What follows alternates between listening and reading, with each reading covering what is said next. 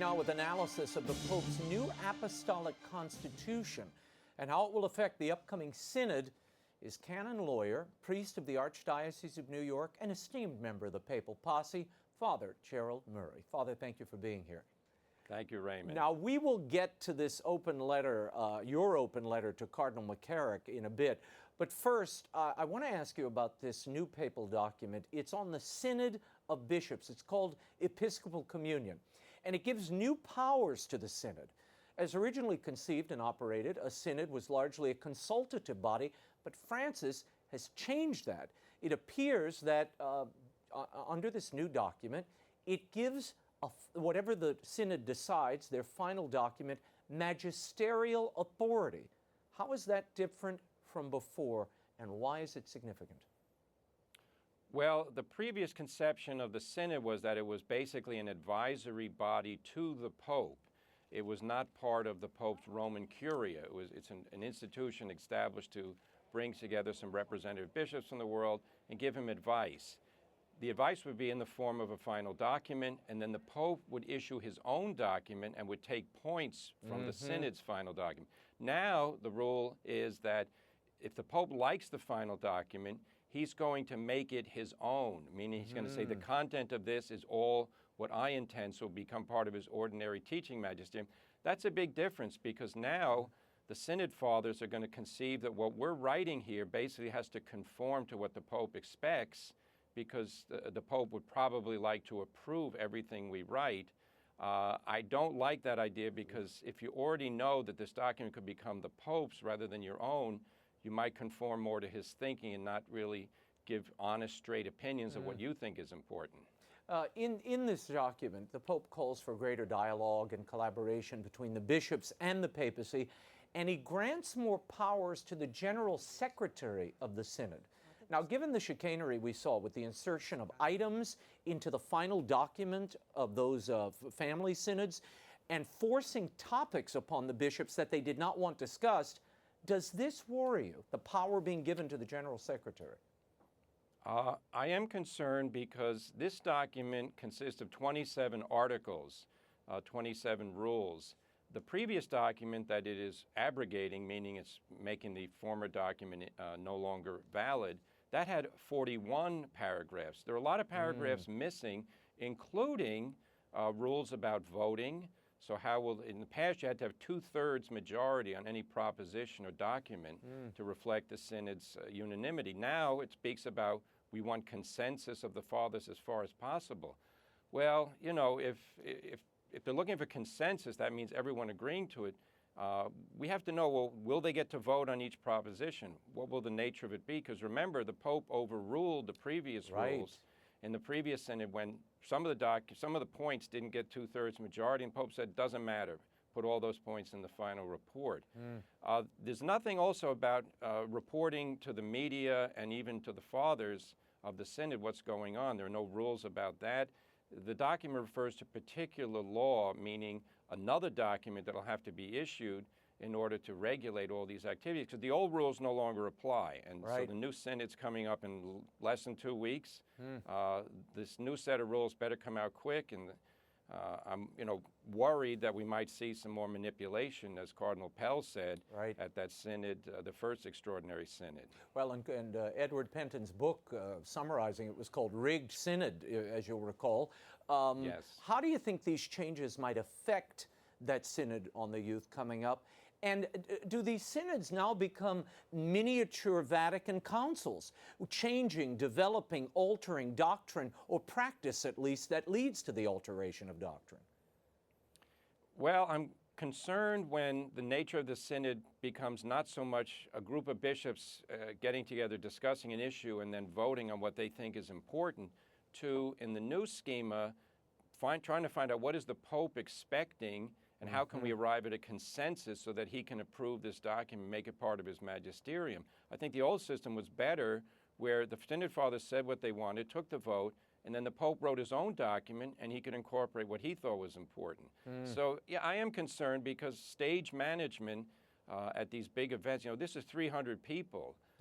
If there are no clear rules and, a kind of expectation of independence rather than this consensus mode, we could have problems. Well, I have a problem in that it seems patently unfair because you lay out rules and say, we're going to make this much more diplomatic. It's almost like a parliament that he's convening.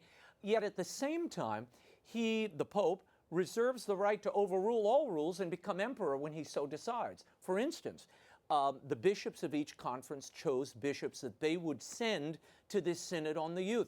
The American bishops had their own list. Then, in the 11th hour, the Pope appoints Cardinal Tobin, Cardinal Supich, Archbishop Paglia, Father Spadaro, and others, kind of progressive-minded prelates, to be his special envoys to the synod. So on the one hand, he's saying we have to be attentive to the people of God, and on the other hand, you see him kind of, everybody's kind of monkeying around with the process here. Well, the Pope does have a right to appoint people to the synod as he sees fit, and I'm going to say that that's a good principle.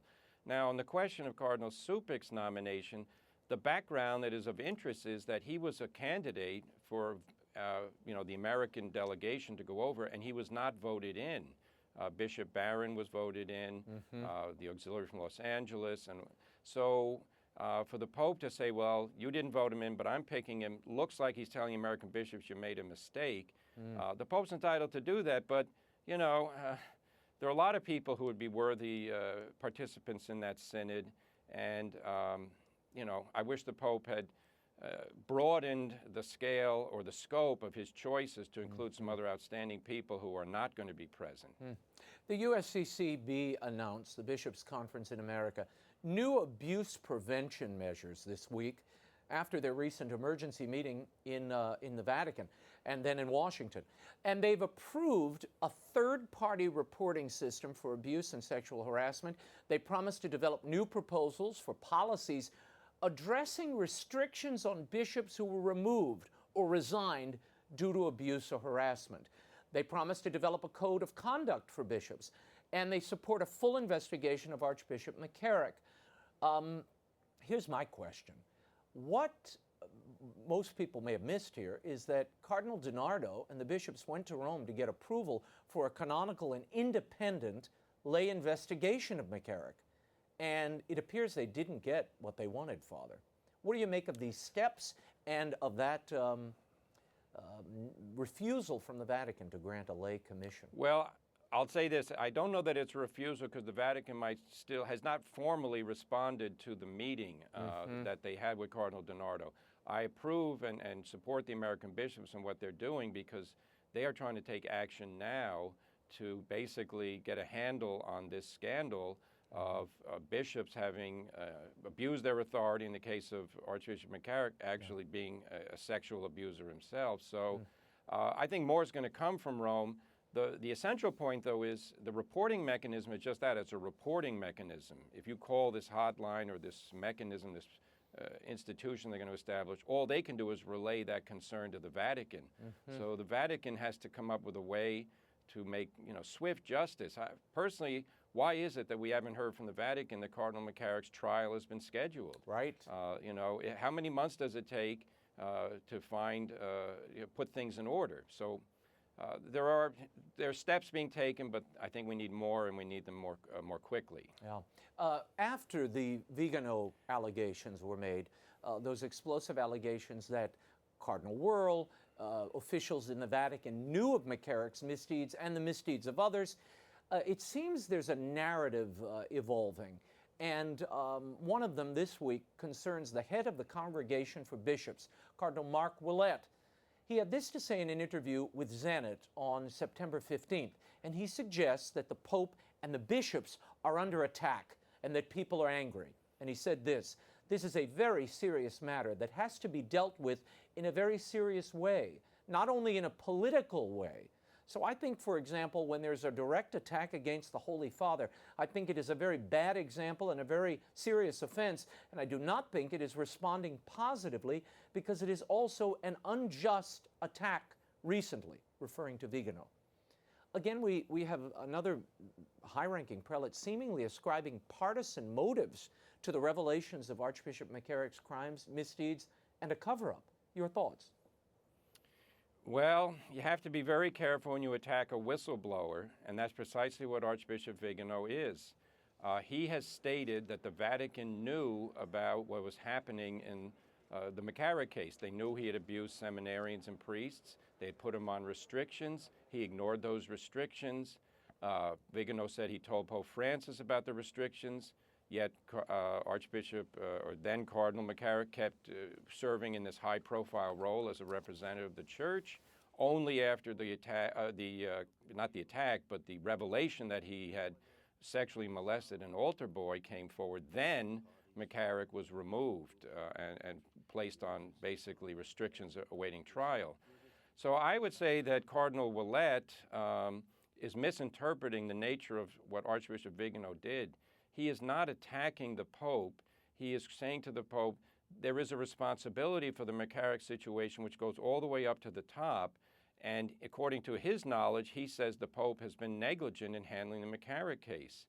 I think it's up to the Pope, and many people agree, the American bishops in particular. The Pope should say, let's investigate the whole thing. Let's answer these questions. That's what's needed here. It's not, if there's a problem, we want to solve the problem. We don't want to make the whistleblower into somebody who has to be disrespected because, believe me, Vigano didn't do this to advance his career or for publicity. He did this because he has a heartfelt anguish about the fact that everyone's saying, how did McCarrick get ahead in the Church? And Vigano says, look, they knew about McCarrick, and they still left him in place. You know, Father, when you bring up these allegations, and look, I think any whistleblower, whether it's the Kavanaugh accuser or Archbishop Vigano, hear out the allegations. If they seem credible or are credible, you have to investigate them. Now, particularly when you have dates, times, names, places, as Archbishop Vigano does. We found a book this week by Paul Dinter. It's called The Other Side of the Altar, and in it, on page 72, moving on to 73, he writes, one now prominent churchman as a young bishop would invite groups of student priests to his country place. When they arrived, he would assign each a guest bed, but would inevitably run one short. The last guy, the bishop's pick of the pack, would be told, well, I guess you get to sleep with your bishop, to the nervous laughter of the group. He says, a few years after learning this report secondhand from one of the chosen ones, I also heard a rumor that the same bishop had been summoned to the Apostolic Nuncio in Washington, D.C., and given a dressing down. If in fact he received such an admonition, it didn't adversely affect his career. He has been steadily promoted, first to archbishop, and then to what has become a regular red hat see in the United States, and as such is one of the Catholic cardinals now sanctimoniously crowing about the Church's need to protect its children. That is, of course, Archbishop McCarrick. And it seems to substantiate some of what Vigano suggests. This book was written, by the way, in 2003. Oh, it does. I remember reading that book many years ago. Paul Dinter is an ex-priest, the Archdiocese of New York. He was chaplain at Columbia University, Catholic chaplain there. He left the priesthood. The book does state that, and in fact, I remember hearing the same rumors years ago, that it was this beach house as Archbishop of Newark, and he'd bring people there. So, this word was out. He mentions that McCarrick was called to the nunciature. Right, Vigano, that's the big again, part. is confirmed. So the question here really gets down to why did the Vatican protect an influential churchman that they knew was an immoral man and could continue his immorality if he were left in place? That's the central question.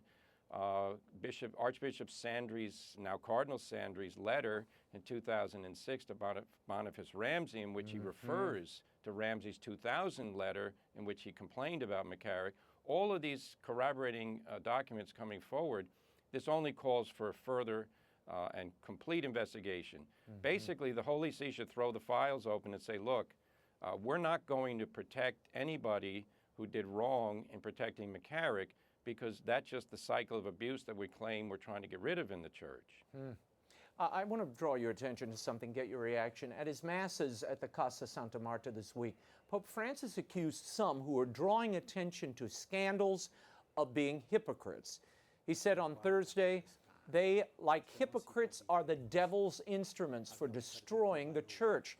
He went on to say, and kind of in their voice, but look, what a scandal. You can't live like that. Now everyone has a right to enter the Church, even divorced people, everyone. But where are we? What do you hear there, Father? Wow, I hear a few things. One, criticism of the bishops and raising scandal. Well, look, that's part of being a shepherd. You want to hear, are part of the flock been ravaged by wolves? And were some of those wolves formerly, shepherds under the chief shepherd? So yeah, you want to know that stuff. Head in the sand approach, we'll take care of it, don't bother us with your complaints.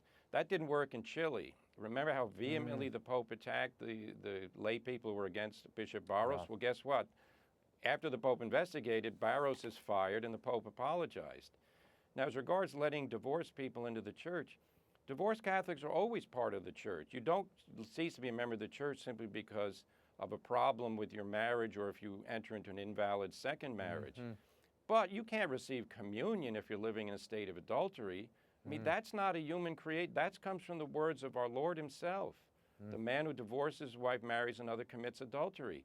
We can't change that. This is why Amoris Laetitia, which the Pope will defend without actually answering the specific questions that the Dubia Cardinal placed, this is not a defensible teaching, because the words of the Lord and the doctrine of the faith have always said the exact opposite. If you live in an adulterous state, you must refrain from receiving communion. Yeah. With all the controversy swirling around sex abuse and people asking for answers, the Pope did take time this week, about 30 minutes, to meet with Bono of U2, the lead singer of the Irish rock band. Bono had this to say afterward. He said the Pope and he discussed beast capitalism and the abuse crisis. Watch. We talked about his aghast, his the feeling that he had, we talked about the Pope's feelings about what has happened in the church, and I explained how it looks to some people like the abusers are being more protected than the victims.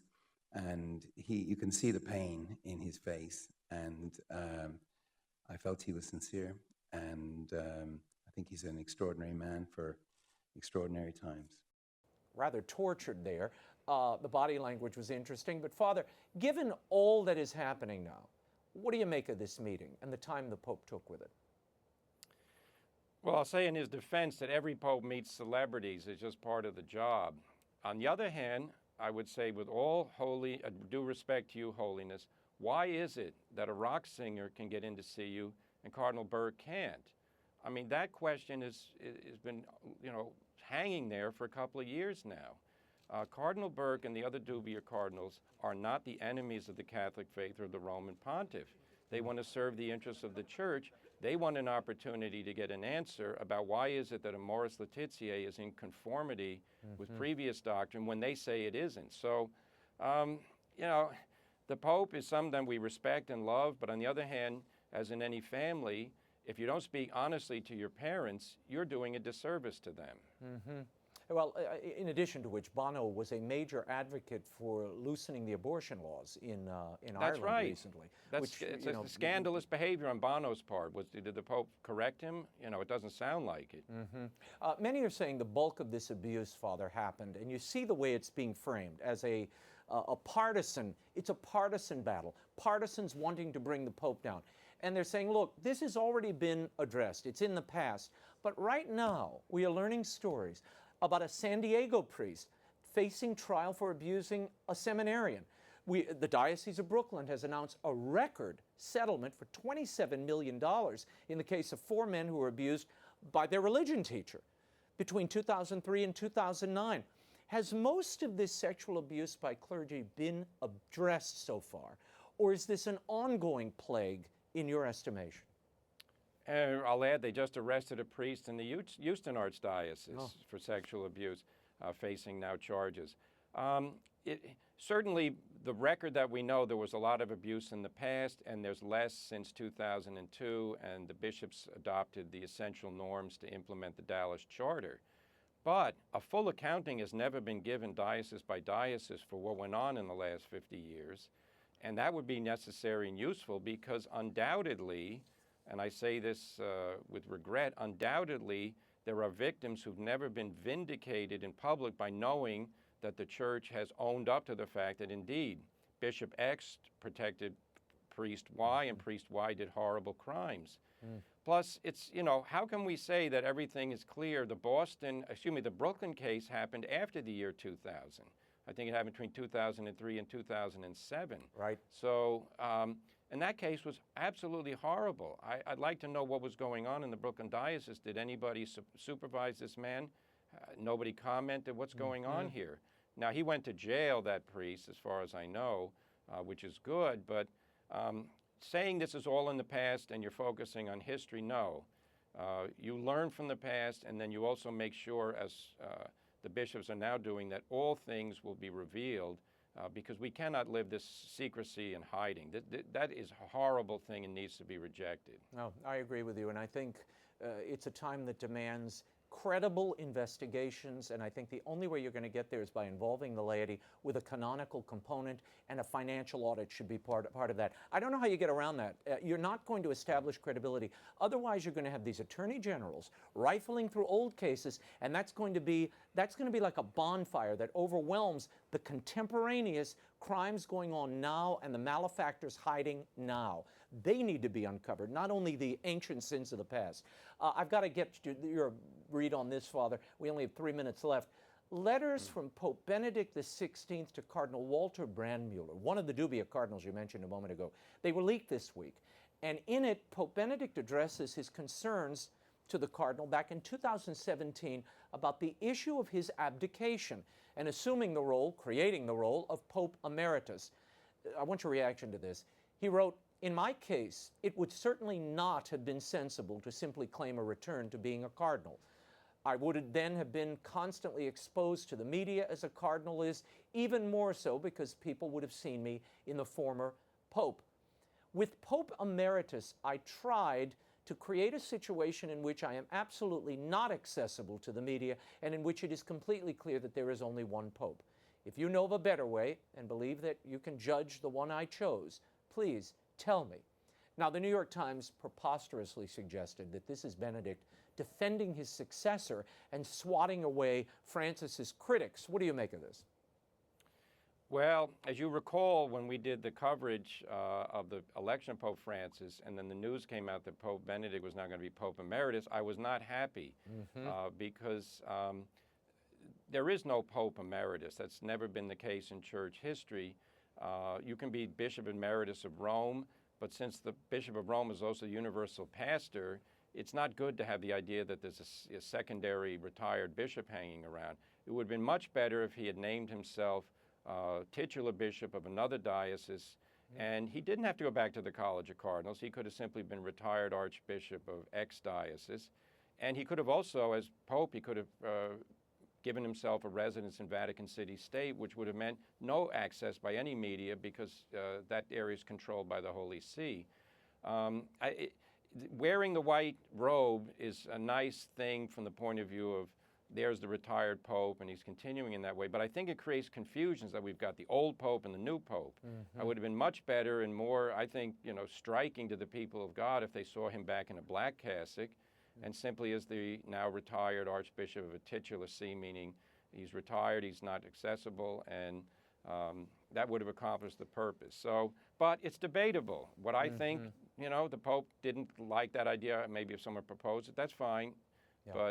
But there were other ideas. This is a personal letter between friends. This is not It somebody wasn't meant, it's not a public critics. It was in 2017.